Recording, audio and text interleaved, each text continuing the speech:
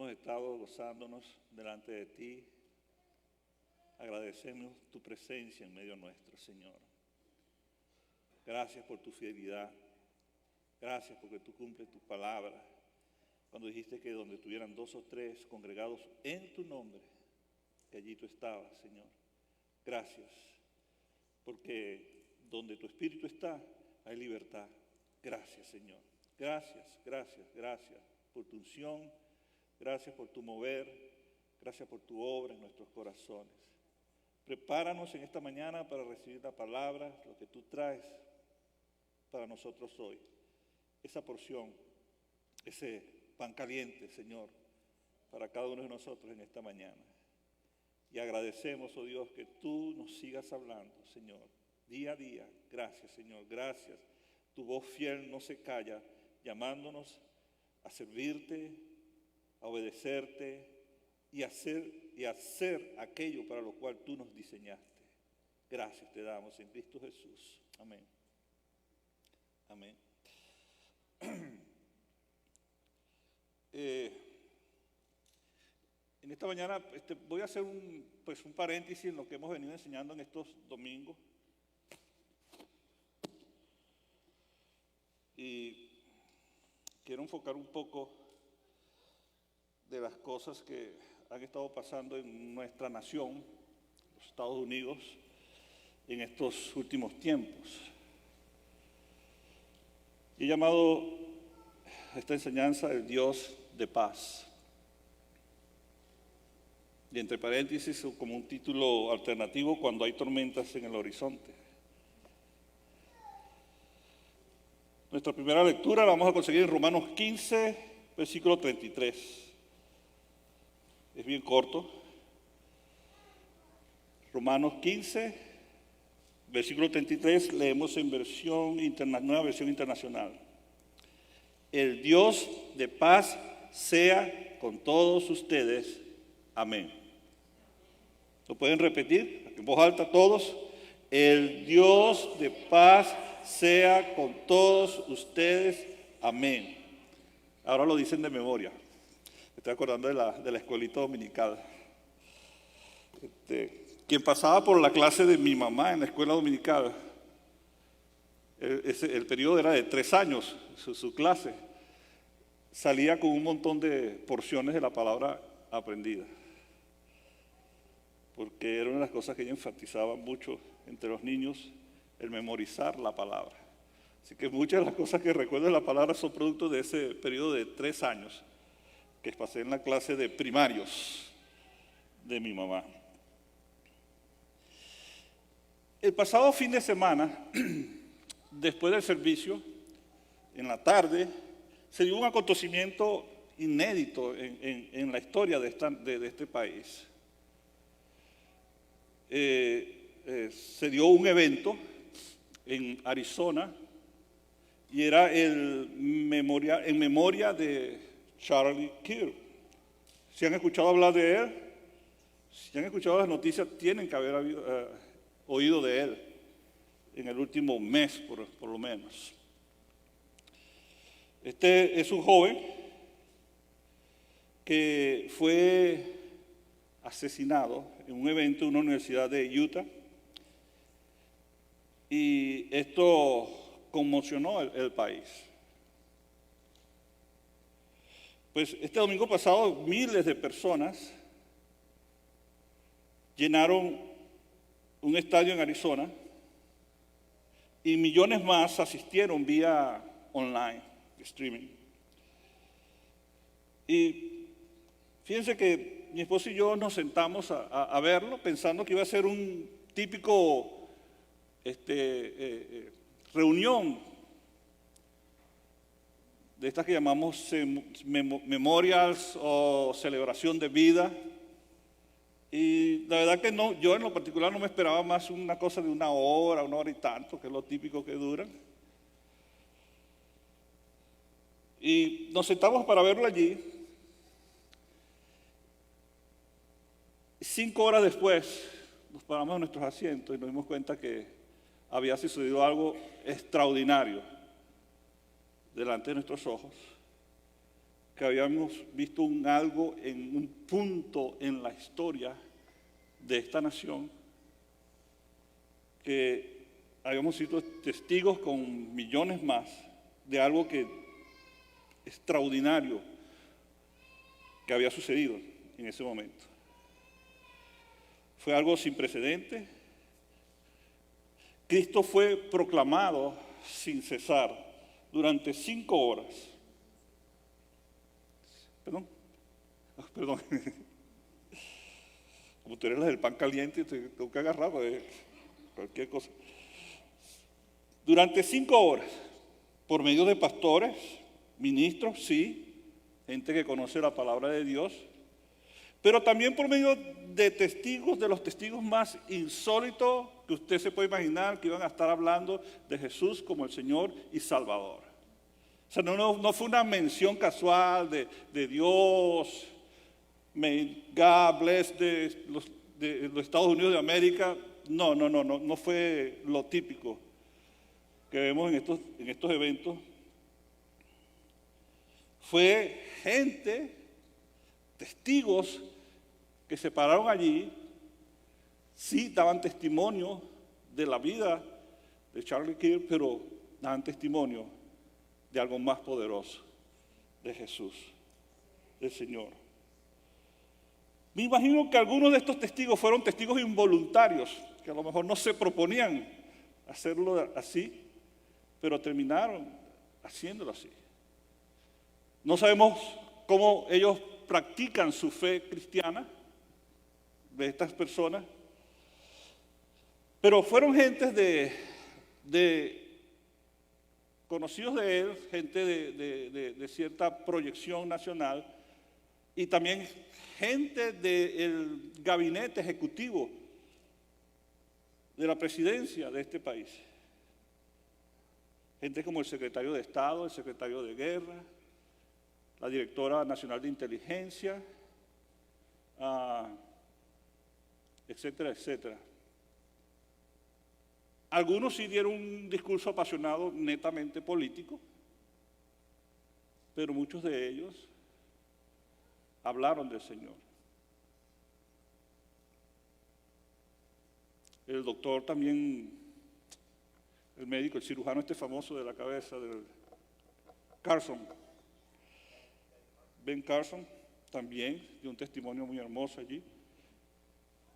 Y me sorprendió el secretario de Estado, que predicó el Evangelio en 2 minutos, desde principio a fin.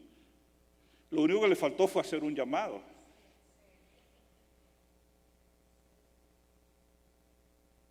Y fue sorprendente, realmente sorprendente, la manera como Dios cumple su palabra y sus propósitos.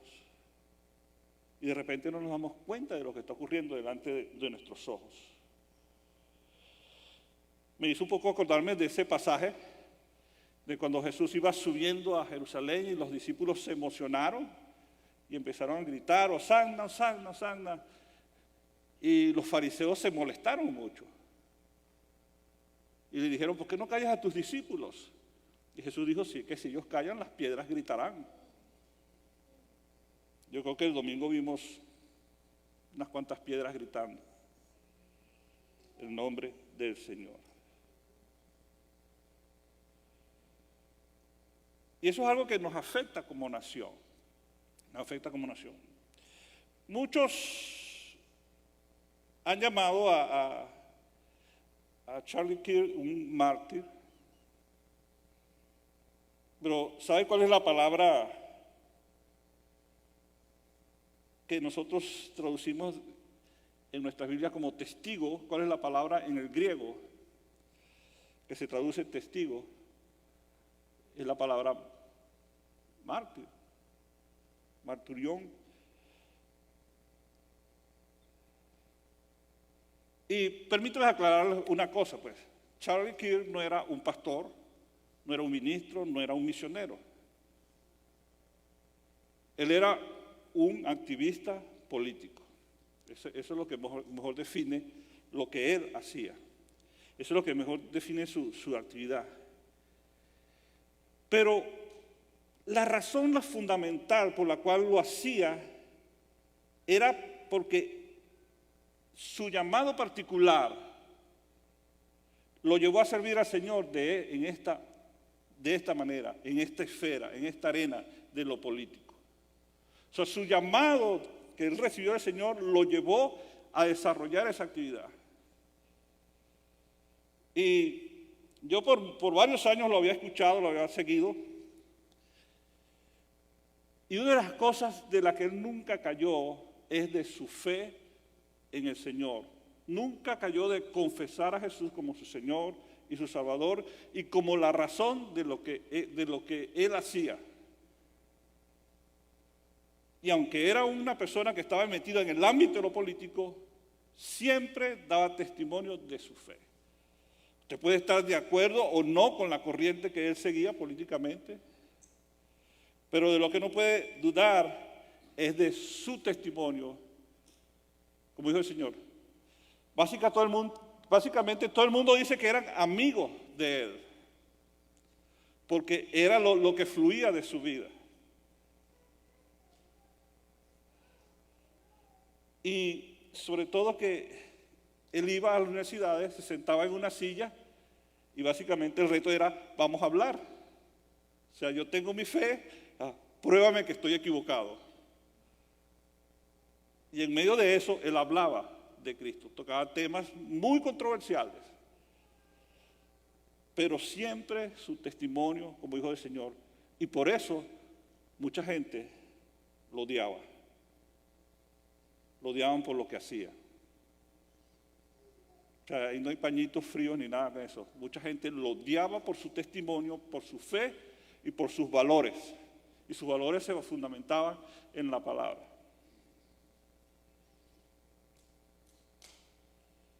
En 1 de Pedro 3, 14 y 16, dice así: dichosos si sufren por causa de la justicia, no teman lo que ellos temen, ni se dejen asustar. Más bien, honren en su corazón a Cristo como Señor. Estén siempre preparados para responder a todo el que le pida razón de la esperanza que hay en ustedes, pero háganlo con gentileza y respeto, manteniendo la conciencia limpia para que los que hablan mal de la buena conducta de ustedes en Cristo se avergüencen de sus calumnias.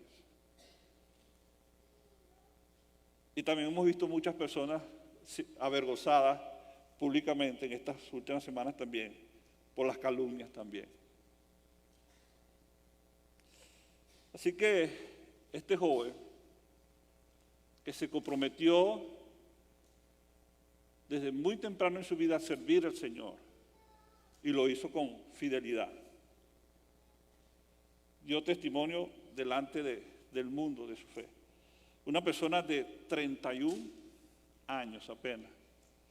Así que la juventud, o la edad, mejor dicho, no es excusa para servir al Señor. Este joven, a sus 31 años, estaba en la lista de teléfonos de mucha gente poderosa. Era de los que podía llamar a gente que está en niveles muy altos de poder y nunca presumió de eso, nunca presumió de los lugares a los que él tenía acceso, ni hizo de eso de una palanca para su vida. Más bien él se puso al servicio. Ahora bien, esto me lleva a otro aspecto de lo que se deriva, que no solo llevó al asesinato de Charlie Kirk, sino que recién esta semana vimos como un joven mató a 2 inmigrantes que estaban siendo trasladados por ICE. Si estuvieron pendientes de las noticias, saben que ocurrió eso. Su intención era matar a los agentes del ICE y terminó asesinando a 2 inmigrantes que estaban detenidos, estaban siendo trasladados por ICE. Recientemente también, en el año pasado, tuvimos los intentos de asesinato al ahora presidente de la República. También en meses pasados vimos el tiroteo y asesinatos de niños en una escuela católica. Y podría seguir enumerando eventos tan terribles como estos que están ocurriendo en nuestra nación hoy día. O sea, no estamos hablando de una historia lejana, pasada, ni como que no nos afecta. Aquí en el campus de Fraser tenemos todos los domingos y días de reunión, hay policías que están aquí por razón de eso.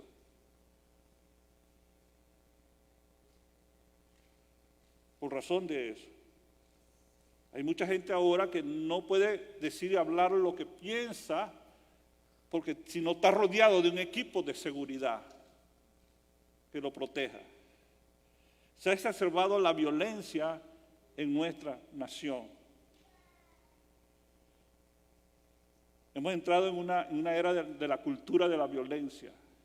Y ya quiero hablar de algunas razones por las que eso ha entrado en la sociedad. Estamos en una coyuntura histórica, en un punto de inflexión, y la iglesia debe despertar y alinearse al plan de Dios, al plan redentor de Dios, y responder en consecuencia en lo que somos, en lo que hacemos. La oscuridad se cierne sobre la nación y el odio se acepta como una moneda de transacción política. Y una buena parte de este odio se dirige, y es aquí donde tenemos que poner mucha atención, se dirige a los cristianos. Pareciera que no, estamos en una nación democrática, estamos supuestamente en la nación más libre del mundo, pero parte de ese odio que se ha incrustado en la sociedad se dirige a los que servimos al Señor, a los que seguimos el Señor, los que queremos vivir nuestra vida con los valores que hemos recibido del Señor, los que defendemos la vida, los que defendemos la libertad, los que defendemos la familia, el matrimonio. Somos ahora objeto blanco de ese odio. Y esto puede desalentarte o puede impulsarte a seguir y a mejorar en tu vida como hijo del Señor, en tu testimonio. El tema de la persecución está más cercano de nosotros de lo que imaginamos. Quizás un poco cuando hablamos de persecución, todavía nos vamos al Imperio Romano y a las fieras, a los leones y al circo romano. Pero el tema de la persecución está aún mucho más cerca de nosotros de lo que hablamos. Y ya de hecho, por hablar el mensaje del Evangelio, ya por hablar de lo que es el diseño de Dios para el matrimonio, lo que es el diseño de Dios para el hombre, lo que es el diseño de Dios para la familia, ya por decir que Dios creó al hombre, varón y hembra los creó, ya nos hace objeto del odio de mucha gente. Y toda esa gente porque están dispuestas a hacer todo lo necesario para callar nuestras voces. Ahora lo hacen políticamente, ahora lo hacen a través de manipulación de las leyes, pero de ahí que pasen a la de persecución física hay muy poca distancia. Esto no lo digo para traer miedo, temor, más bien para alentarnos y a despertar en lo que está sucediendo y a lo que Dios está haciendo en este tiempo. A veces hablamos de persecución y entonces lo ponemos como algo futuro que va a ocurrir. Pero mis amados hermanos, estamos en los últimos tiempos, en los últimos días. Y la persecución ha sido una característica presente a través de toda la historia de la iglesia. Y ahora mismo, en este momento, hay cristianos en la tierra que están siendo perseguidos, aprisionados y ejecutados por causa de su fe en Cristo. Así que está más cercano de lo que nosotros podemos decir. Y eso no se lo digo yo como un profeta del desastre. Más bien que si lees la palabra del Señor, si lees la palabra, sabes que esto es cierto. Jesús lo dijo en Juan 15, 19 al 21. Y lo luego Nueva Traducción Viviente, para que nos quede un poco más claro. Si pertenecieran al mundo, el mundo los amaría como a uno de los suyos. Así que si el mundo lo está amando mucho, hermano, pero ustedes ya no forman parte del mundo. El mundo es el sistema, lo que es la sociedad, la cultura esta en la que estamos nosotros viviendo, en medio de todo esto. Si pertenecieran al mundo, el mundo los amaría como a uno de los suyos. Pero ustedes ya no forman parte del mundo. ¿De qué no formamos parte? Del mundo, del sistema. Yo los elegí para que salieran del mundo, por eso el mundo los odia. ¿Recuerdan lo que les dije? El esclavo no es superior a su amo. Ya que me persiguieron a mí, también a ustedes los perseguirán. Y si me hubieran escuchado a mí, también los escucharán a ustedes. Les harán todo eso a causa de mí, porque han rechazado a aquel que me envió.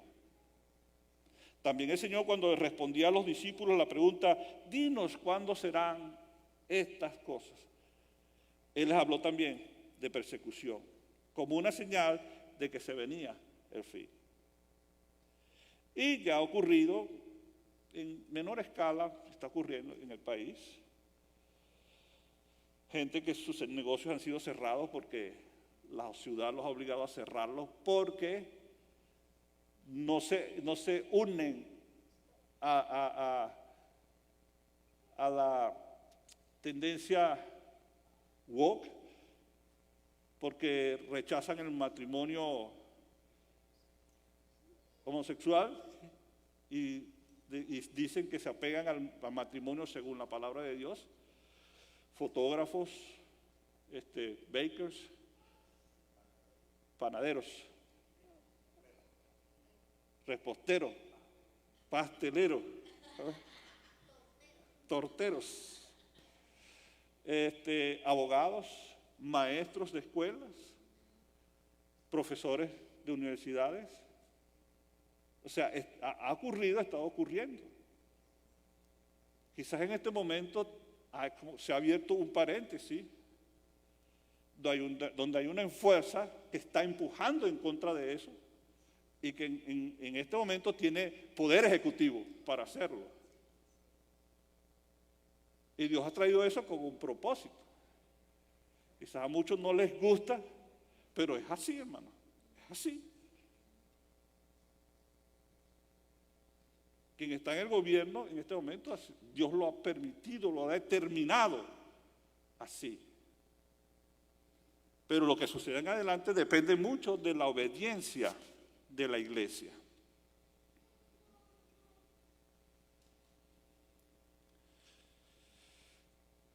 La evolución, hermanos, y ahora entro un poco más en el tema, de los medios de comunicación ha pavimentado el camino para este clima de violencia y de odio político. Mientras me preparaba para traerles esta enseñanza y buscando información, me tropecé con unos 2 artículos que quiero leerles. Quise resumirlos los 2 en una página, pero me salió un poquito más. Así que tengan paciencia, ténganme paciencia. Creo que es información que les va a interesar. Este es un devocional cristiano que yo recibo de una persona, el doctor Denison algo.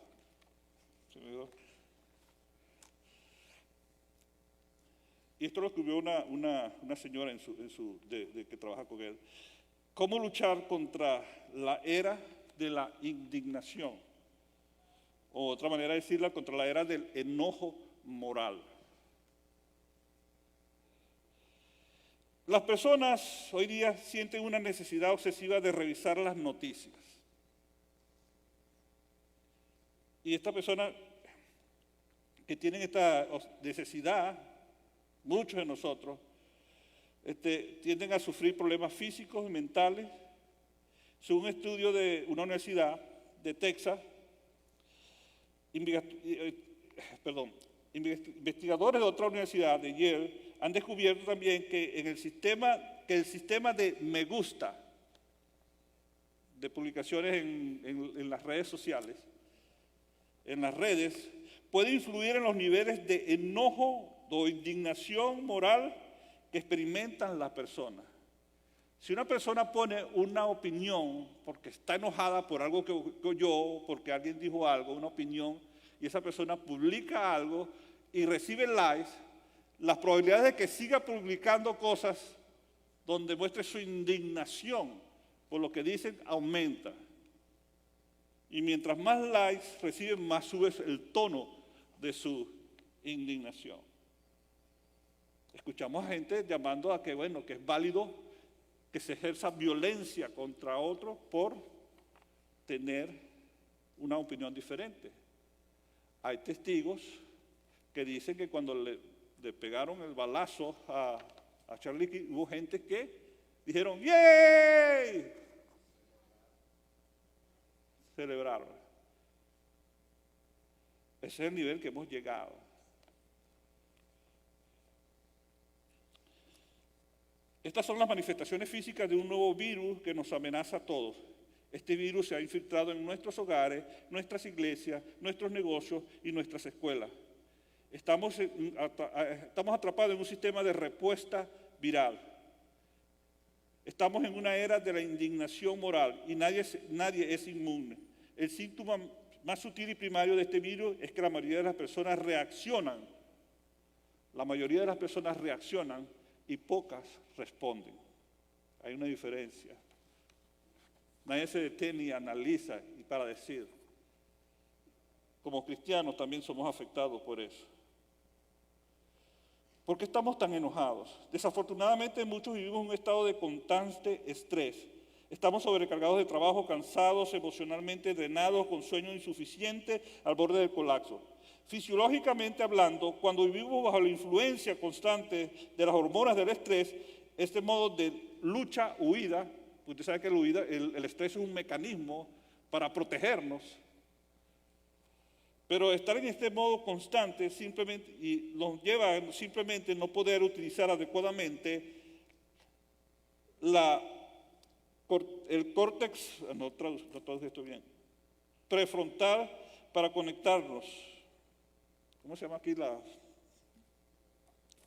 Pero hay una parte de nuestro cerebro que por causa del estrés tiene capacidad de responder adecuadamente a las cosas que están pasando. Porque, ¿qué hace? Inhibe la empatía. O sea, que si alguien dice algo que no me gusta, esa parte de la empatía que me permite darme un paso atrás y no responder con enojo, esa parte en la mayoría de las personas en esta sociedad está ahorita no funcionando bien, por decirlo de alguna manera.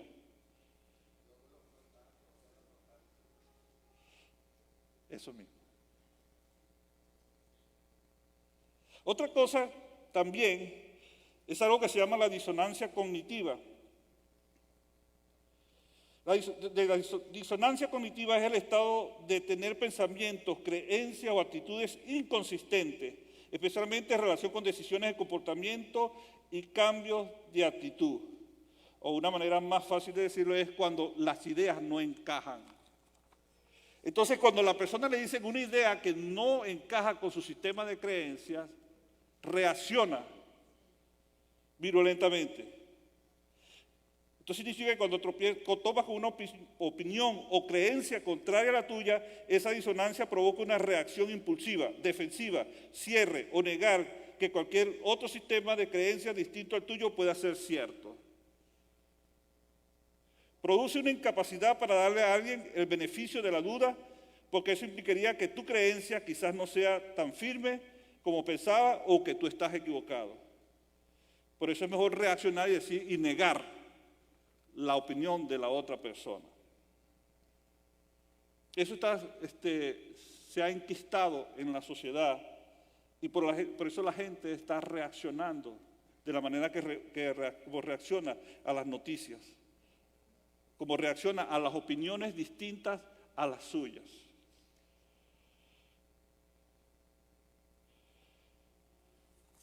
Muchas conversaciones que se inician como un intercambio inofensivo de información terminan acaloradas, incómodas o convertidas en políticas.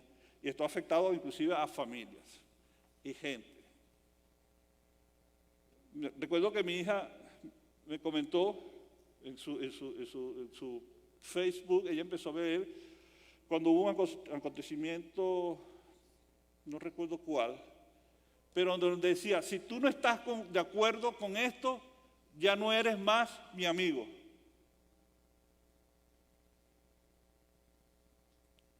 Y es casi la posición en la que está la gente hoy en día con respecto a muchos. Si no piensas como yo, ya no quieres nada contigo. Y eso ha afectado inclusive familias, que no se hablan más, no se reúnen más, porque hay uno que piensa de una manera y otros piensan de otra manera, culturalmente o políticamente. Y un tercer elemento, estas amenazas se ven amplificadas por la afirmación de que las palabras son violencia. Es un concepto que se enseña, que viene de la teoría crítica. La teoría crítica es una cosa que tiene sus raíces en el marxismo, en el comunismo. Y dice, básicamente lo que dice, que lo que tú dices, si lo que tú dices me causa daño, me causa distrés, me causa presión emocional, física, eso es violencia contra mí. Pero no se queda ahí.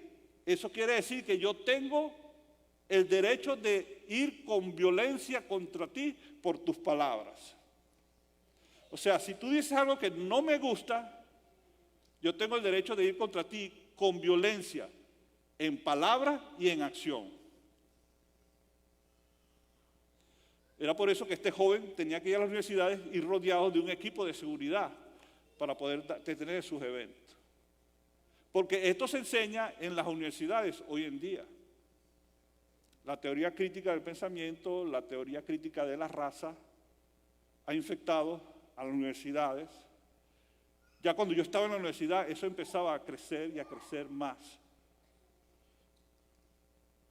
Y ha infectado inclusive a las universidades cristianas, inclusive a seminarios cristianos. Es por eso que si decimos no, el matrimonio es como Dios lo define, la gente dice, tú estás actuando violentamente contra mí, así que yo tengo el derecho de eliminarte.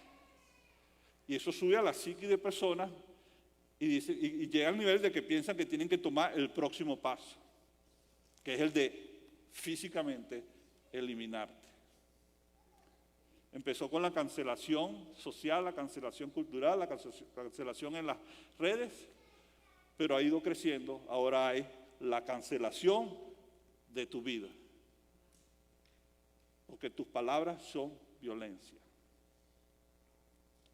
Eso es parte de lo que ha alimentado el estado en lo que se encuentra nuestra nación. La generación más joven ha sido formada en esto, ha sido alimentada con esto. El flujo inacabable, infinito de información y de entretenimiento y de cosas a través de las redes ha llevado a que el estado mental de nuestra sociedad esté en una constante presión, en un constante estado de estrés. Esto ha generado estas respuestas. Y esto no es más que el producto de un hombre que ha rechazado a Dios, que ha rechazado los valores de la palabra y ha decidido vivir su vida como él quiere, o sea, ha decidido ser su propio Dios. Y tan pronto como el hombre da esos pasos, lo primero que cosecha es muerte para sí. Eso nos ha traído a este estado. Estos son lo que el doctor José Carusi llamaba los mecanismos psicológicos del pecado. y preparan una sociedad que rechaza a Dios y a su palabra para odiar a todo aquel que pretenda vivir su vida de acuerdo al mensaje del Evangelio y que quiera proclamarlo. Que esa es la parte puntual de lo que quiero decirles. Ese estado donde la gente ahora ha sido enseñada a decir, el mensaje del Evangelio es violencia. Porque si decimos algo que es contrario a sus sistemas de valores de pecado, estamos actuando violentamente contra ellos. Eso es un diagnóstico oscuro de esta sociedad y la única respuesta para todo esto ha sido y sigue siendo Cristo. Es el único mensaje que tiene el poder para destruir este sistema de maldad, de odio. Solo el Evangelio de Jesucristo, anunciado por una iglesia que se mueve en obediencia, fidelidad y en el poder del Espíritu, puede contrarrestar esto. Mire, nosotros hablamos mucho de avivamiento y mucha gente ha dicho que este evento del domingo pasado ha sido el punto de comienzo de un avivamiento. La historia nos dirá si es así. Y de ser así, una señal inequívoca de que hay avivamiento es un movimiento masivo de evangelización. Si hay avivamiento, hay una iglesia que está afuera anunciando el Evangelio de Jesucristo. Esa es una señal que acompaña a los avivamientos. Si no está sucediendo eso, algo diferente está pasando. Pero a través de la historia de la iglesia, cada vez que ha ocurrido un tiempo de avivamiento, es una de las señales que identifican que hubo un avivamiento allí, es que es la salida de la iglesia a ganar a aquellos que no conocen a Cristo. En Marcos 16, 17 y 18 dice, les digo, vayan por todo el mundo y anuncien las buenas noticias a toda criatura. El que crea y sea bautizado será salvo, pero el que no crea será condenado. Estas señales acompañarán a los que creen en mi nombre, a los que crean. En mi nombre expulsarán demonios, hablarán en nuevas lenguas, tomarán serpientes en sus manos y cuando vean algo venenoso no les hará daño alguno. Pondrán las manos sobre los enfermos y estos recobrarán la salud. El Señor dijo, vayan, salgan, prediquen. Y le dijo entonces que las señales seguirían a los que están haciendo eso. La razón de la venida del Espíritu Santo es fundamentalmente para recibir poder y ser testigos.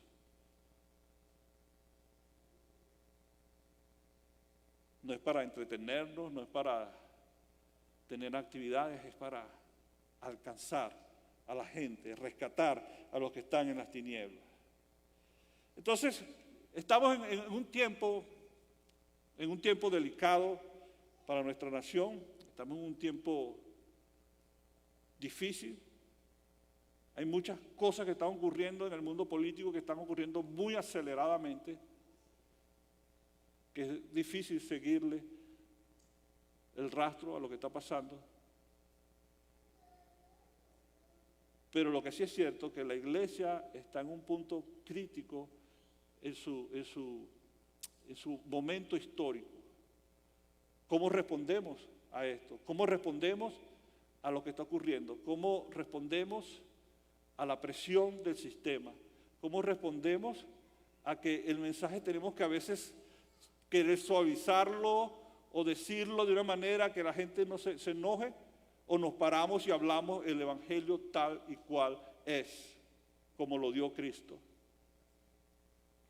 ¿Cómo respondemos a la presión política, a los cambios políticos que están ocurriendo? Hermanos, la cosa está tan así que usted quizás no se dé cuenta, pero en Inglaterra, por ejemplo, y creo que lo hemos comentado acá y los pastores también, hay gente que se para cerca de un centro de aborto. Por decir como que este lado de la acera y el centro de aborto está en el otro lado de la calle.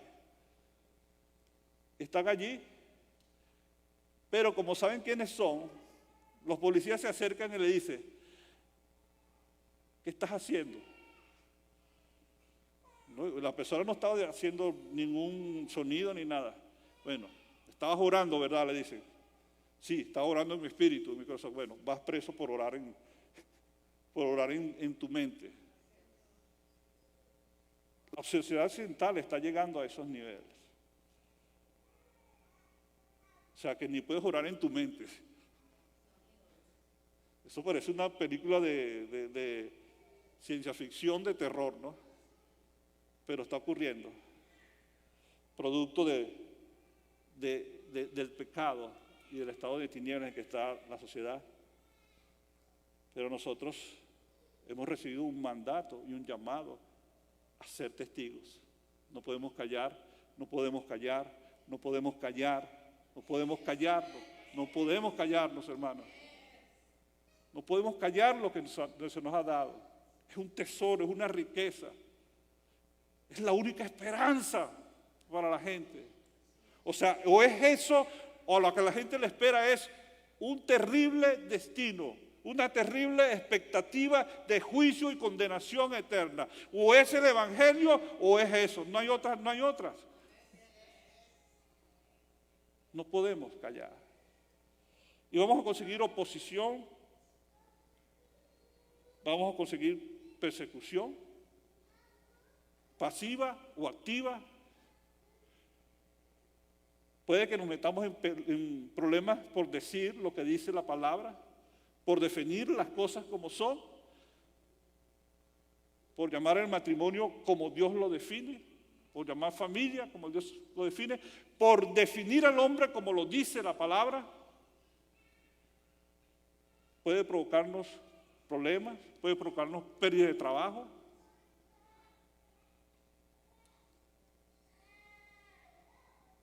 Pero el Señor ha prometido estar con nosotros. Así que no debemos atemorizarnos por esas cosas, sino ceñir nuestras vestiduras y ponernos a seguir lo que el Señor ha llamado.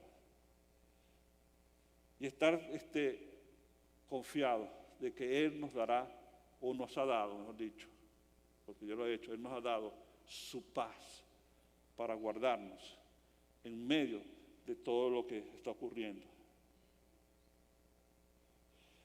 Entonces, todo esto que está ocurriendo, son quizás 3 cosas finales que quiero decirles. Nada de esto que está ocurriendo sorprende a Dios. Nada de esto sorprende al Señor. Él no está así como, ay, yo no sabía que esto iba a pasar. Deberíamos haberme la tomado con más calma. Nada de esto sorprende a nuestro Señor. Si creemos que Él es quien dice ser, sabemos que esto no le sorprende.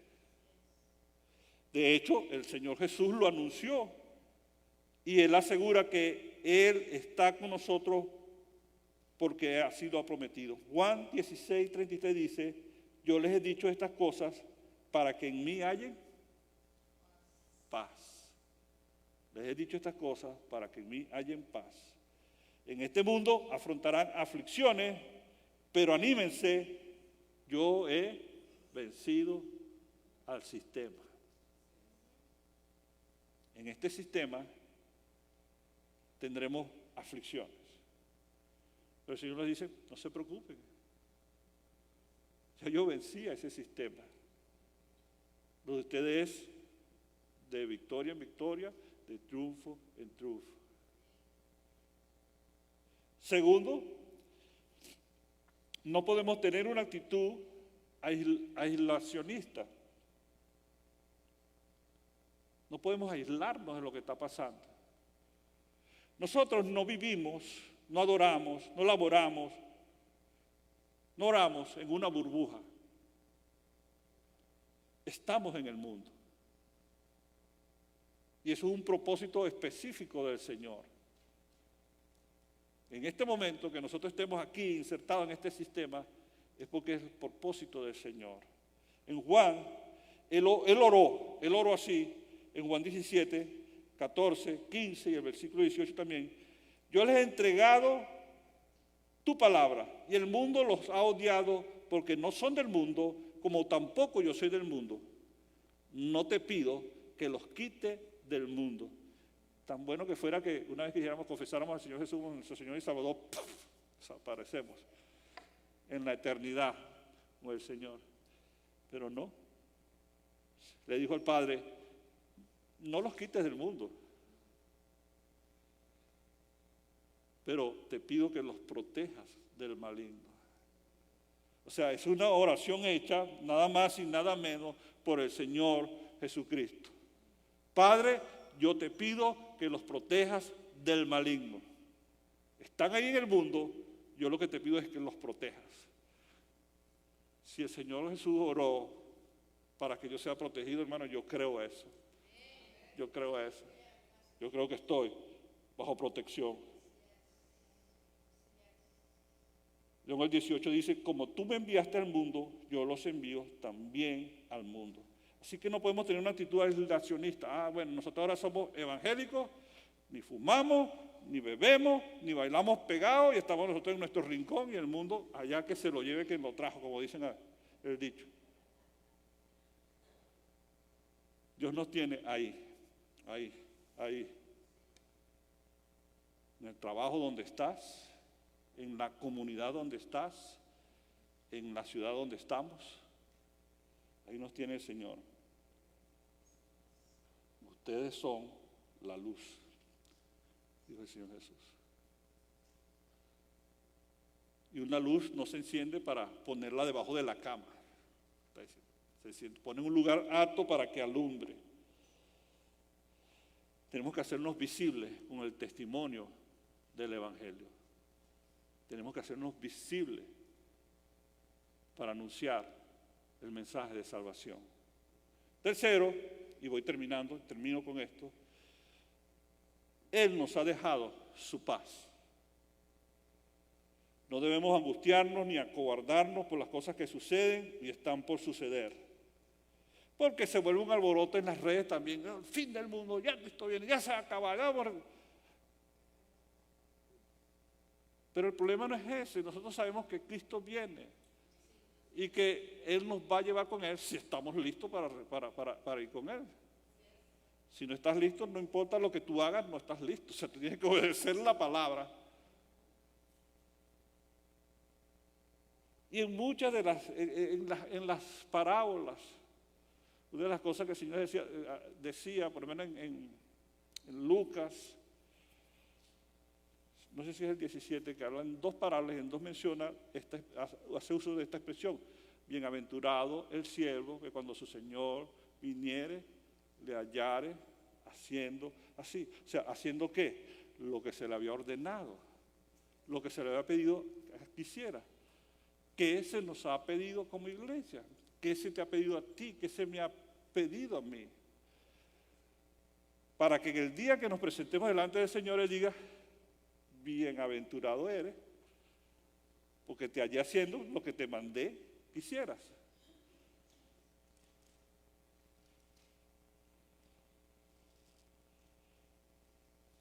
La palabra paz es la palabra griega eirene,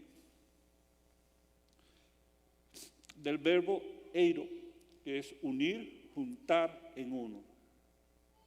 Esta palabra eirene se usó para traducir la palabra shalom del hebreo, que también tiene la connotación de algo que es completo, que es íntegro, que estar en plenitud. O sea, el concepto de paz de la palabra no es que no haya conflicto, que no haya dificultades. Es que en medio de todas las cosas, el Señor te mantiene en integridad, te mantiene completo, no deja que la tormenta nos destruya, nos mantiene juntos nos mantiene también en plenitud de su presencia. Esa es la paz que se nos ha dado para vivir en medio de estos tiempos, para vivir en medio de los últimos días. Y la paz de Cristo que sobrepuja todo entendimiento guardará vuestros corazones, vuestros pensamientos, porque vosotros estáis unidos en Cristo.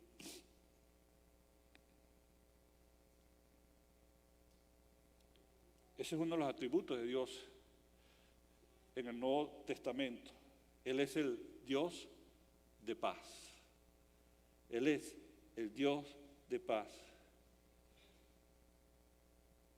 Es un estado interior que nos mantiene íntegros sin destruir nuestro espíritu, nuestro interior.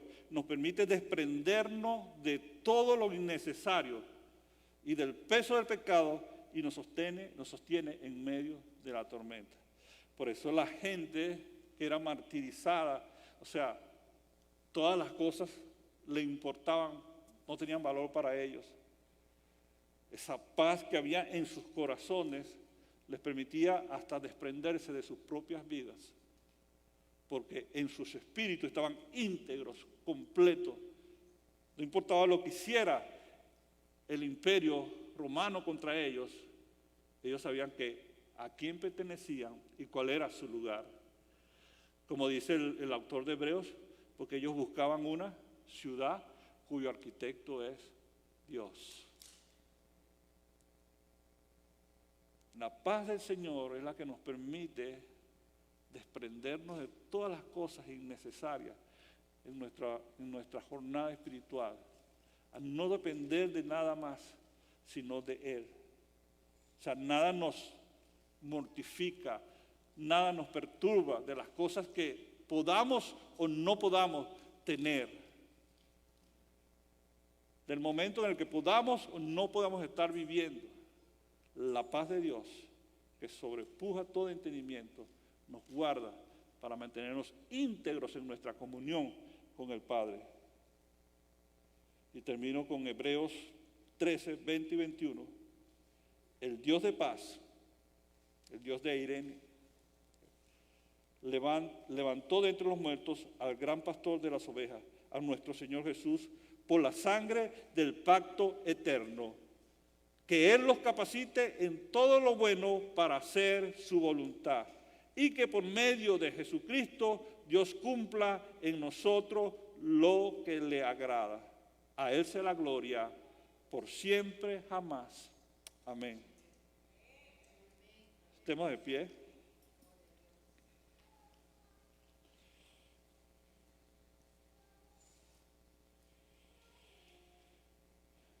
Que el Dios de paz te capacite en todo lo bueno para hacer su voluntad. Señor, te damos gracias. Gracias porque tú estás con nosotros. Gracias, Señor, porque para este tiempo tú nos has llamado. Así como la reina Esther pudo responder al momento que le tocó vivir en la historia. Señor, ayúdanos a nosotros a responder también al momento en que vivimos en la historia de esta nación, de esta sociedad, Señor. Tú nos has llamado para ser tus testigos fieles. Tú nos has llamado para dar testimonio de la fe que hay en nosotros. Tú nos has llamado para proclamar el mensaje de las buenas nuevas del reino. Señor, allá afuera hay una actividad de oposición en contra, Señor, de tu palabra. Esta sociedad te ha rechazado, te ha dado la espalda, pero nosotros, por la misericordia, por la gracia que ha sido derramada, Señor, hemos podido volver nuestros ojos a ti, alzar nuestros ojos a ti y pedir de ti, Señor, el oportuno socorro. Pedir la salvación de nuestras vidas, Señor. y la fortaleza, la fuerza para vivir el llamado que tú nos has hecho, Señor. Vivimos en tiempos de estrés, de angustia, de inquietud en el corazón de los hombres, Señor, por causa de tanta y tanta información, tanta entretenimiento. Pero nosotros queremos permanecer con nuestros ojos puestos en ti, Señor. Nosotros queremos ser, Señor, el testimonio tuyo en medio, Señor, de esta nación. Nosotros queremos, oh Dios, proclamar tu palabra. Nosotros queremos ser, Señor, puerta a través de la cual las gentes vengan a ti, Señor, y te conozcan, oh Dios, y entren a ser parte de tu familia, de tu pueblo. Señor, ayúdanos a vivir en esa paz que tú nos has dado. Ayúdanos a vivir en esa paz que tú has derramado en nuestros corazones, Señor.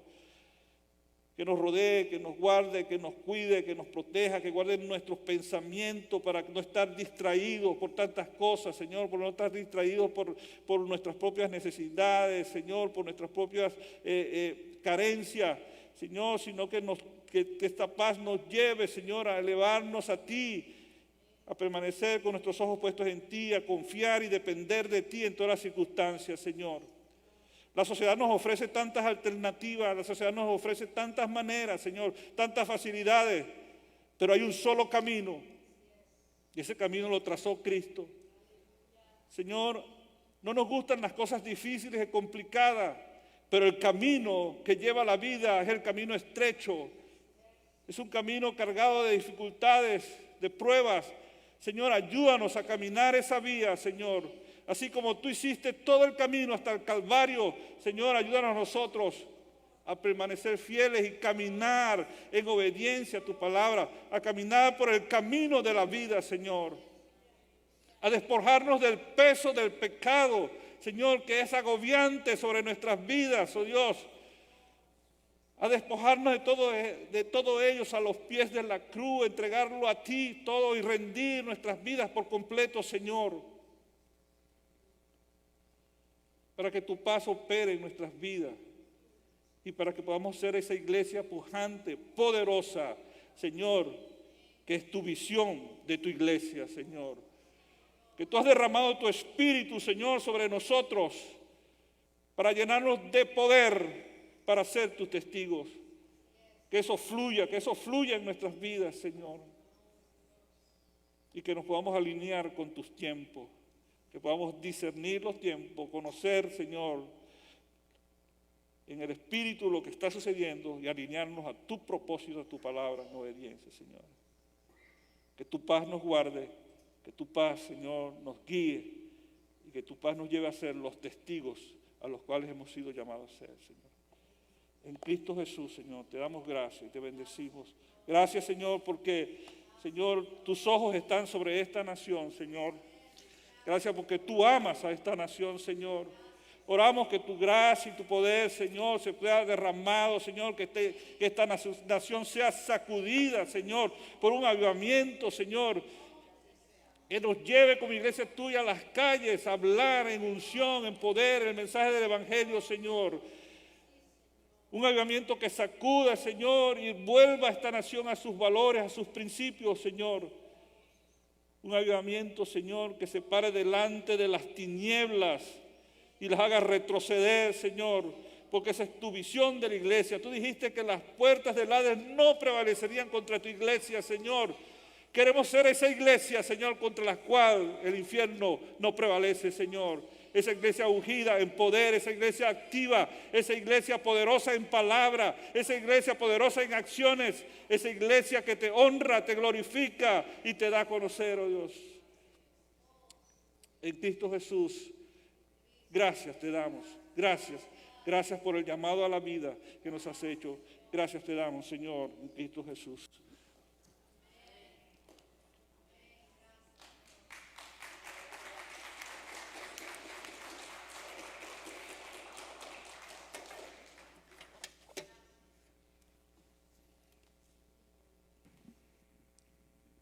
La única manera de mantenernos firmes y en pie es sumergiéndonos en Él.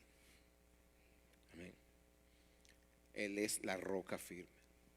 Si nosotros no estamos bien anclados en esa roca,